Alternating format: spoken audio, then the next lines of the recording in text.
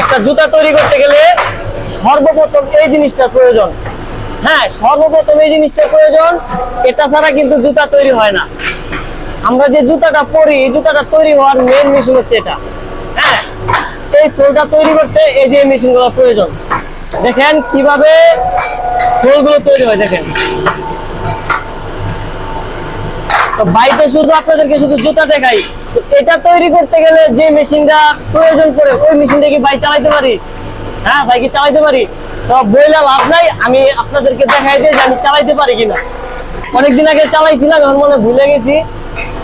মামা ঘুরা দেন।